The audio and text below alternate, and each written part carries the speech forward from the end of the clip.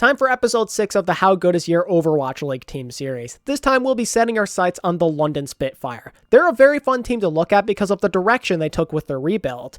While I can't say anything for certain about how good they'll do, they certainly are capable with how marketable they are. The drastic changes they made turned them into one of the biggest talking points of the offseason. Let's find out why as we recap the London Spitfire offseason and give some insight about the new team. So the big thing to start with is them completely cleaning house. From the players to the coaches, nobody got to stay. Bernard and Glister got traded while everybody else explored free agency. Not even their general manager survived the onslaught. I'm not gonna lie, it's a bit depressing to see things turn out this way. I was kind of looking forward to seeing London breed new Korean talent in the post-OG roster era. While many of those players weren't anything special, Bernard, Sanguinar, and Glister all had respectable rookie seasons despite the unsuccessful year from a team standpoint.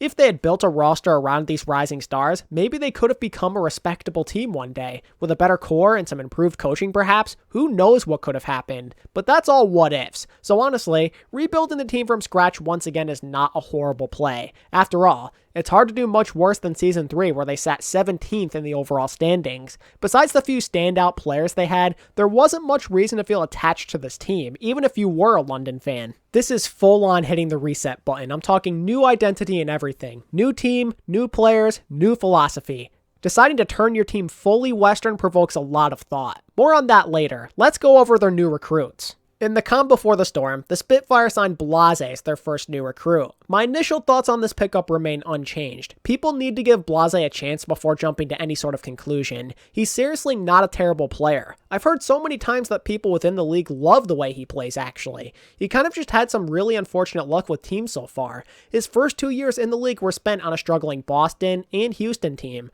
Kind of hard to show your true capabilities when your teams aren't competent. Not to mention that both Boston and Houston did not always properly utilize him. The Blase McCree off-tank were not pretty, but you also can't really blame him when that's not what he specializes in. As the only projectile player on the team, Blase should come in more and more for the stuff he can actually make a difference on. Here's his first chance to play in what looks to be the right system for him. If he underperforms this season, then feel free to criticize him. Give him a chance for now though. Now for the big stuff. The first big announcement would be the addition of Kelix and Ripa as their new support line. Much like the Blase announcement, my initial opinions remain unaltered. As the support line for their academy team British Hurricane, these two already have fantastic synergy right from the get-go. It's good to see London promoting homegrown talent like this. However, that does not mean they're in ideal shape here. While it makes sense to bring in the other half of your support line and some veteran presence, Kelix is an interesting choice. Probably not the best. I don't know how the rest of you feel, but Kelix felt very underwhelming to me on British Hurricane. I felt very unsatisfied watching him on Brig and Mercy in particular. I personally feel that he greatly benefited from playing on such a good team.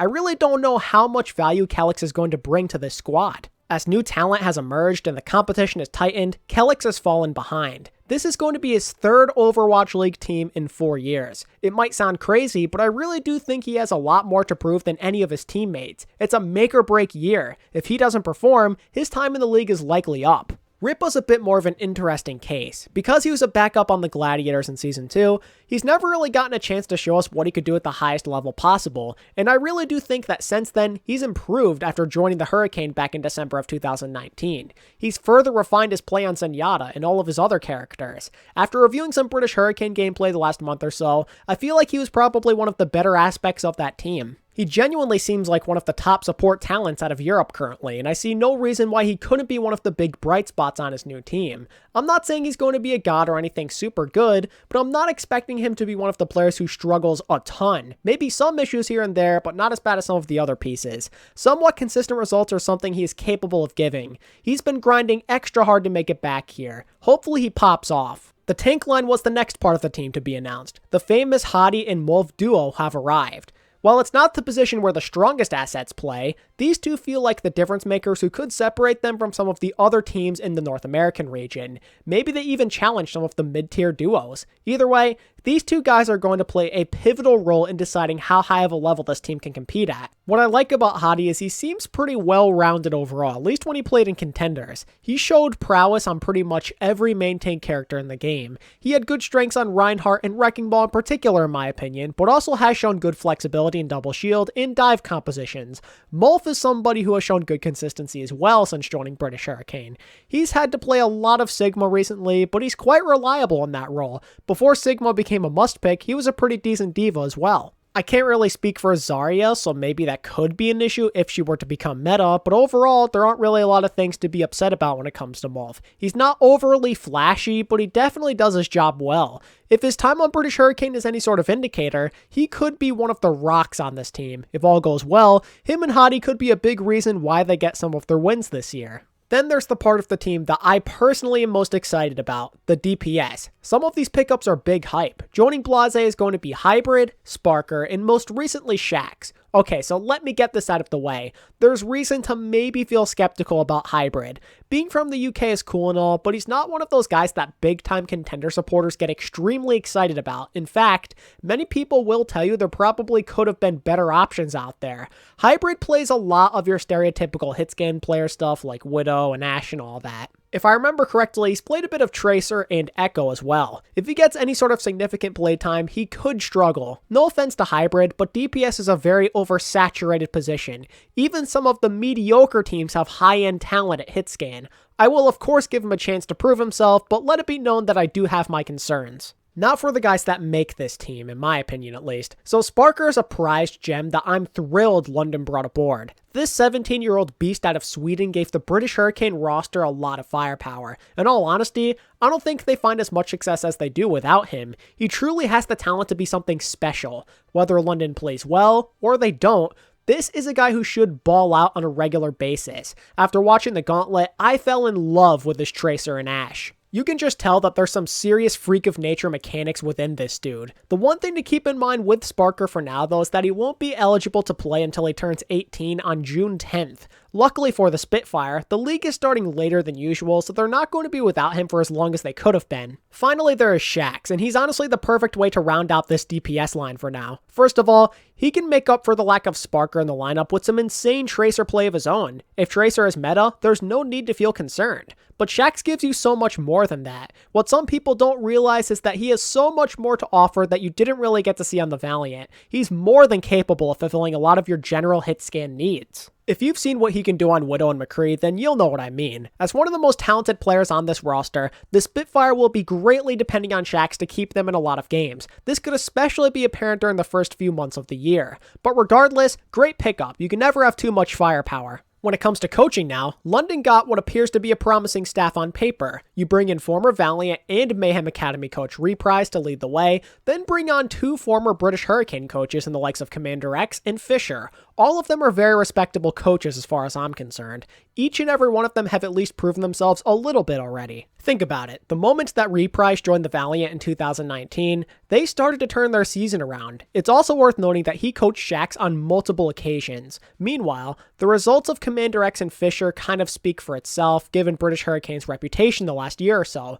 The sense of familiarity is great too. It's more likely the Spitfire can play up to their potential since most of their players already feel quite familiar with these two. Well, that's the 2021 London Spitfire for you. I have mixed thoughts on their roster. Having primarily European players is a great way to grow that fan base of theirs. It might make people feel more inclined to support them actually. Not to mention that they could have a pretty cool rivalry between them and Paris to see who can establish Western superiority. However, from the pure talent perspective and their probability of success, some of these pickups aren't going to blow you away. There's some good pieces on here, but others that kind of feel just okay.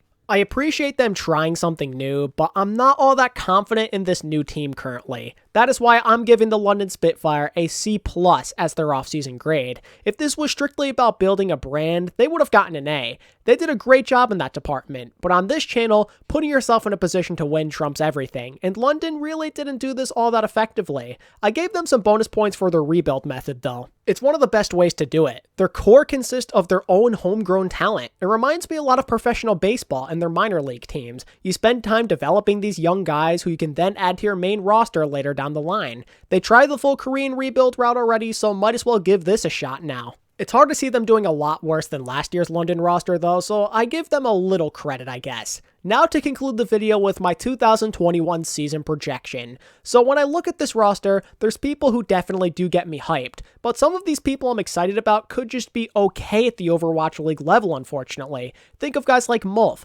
Hadi, and Ripa. At the Western Contenders level, they were fantastic. All of them were near or at the top of their respective positions. But the Overwatch League is a whole different beast. I'm sure they'll do fine against some of the lower tier teams in North America, but what happens when they play somebody respectable? Can they really hold their own? I'm not super confident in this group, especially while they don't have arguably one of their most important players for 2 months. I only see this team consistently beating lower tier matchups. Maybe they beat some middle of the pack teams here and there as well, but that's about all I can give them credit for right now. That's why I have the London Spitfire finishing anywhere from 19th through 16th place in the overall standings. My gut tells me they won't finish last, but I can't guarantee much better. Right now, some of their players aren't that great compared to the league average. With some potential glaring holes that could be exposed, that could kind of just mean they get team diffed quite a bit. Even with the synergy in their coaching, I'm not sure if it'll be enough to overcome any of the average or better teams in North America. I really do hope they do better than I'm expecting because I love the way they rebuilt their team, but it's difficult for me to get my hopes up currently. I feel that most teams in North America are going to be a challenge for them on the schedule. They're no longer the top dogs. This is going to be a fight for their lives. It's not going to be a walk in the park like in Contenders. Their DPS might be able to snag them a couple of impressive victories here and there though, which makes me think they aren't going to finish in last. Shax, Sparker, and Blase could do some serious damage in a rotation if the meta favors them. And like I already said, I feel they could get the best of teams around their level simply because of their tank line playing more consistently and having the better synergy. Ripa could be a difference maker in some scenarios too.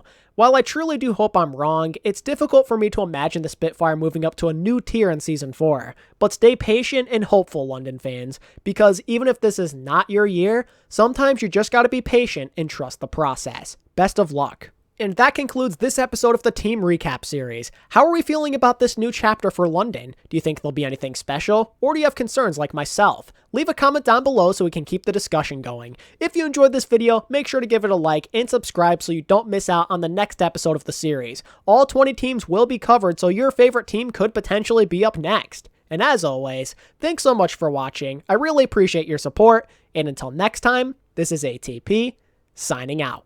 Peace.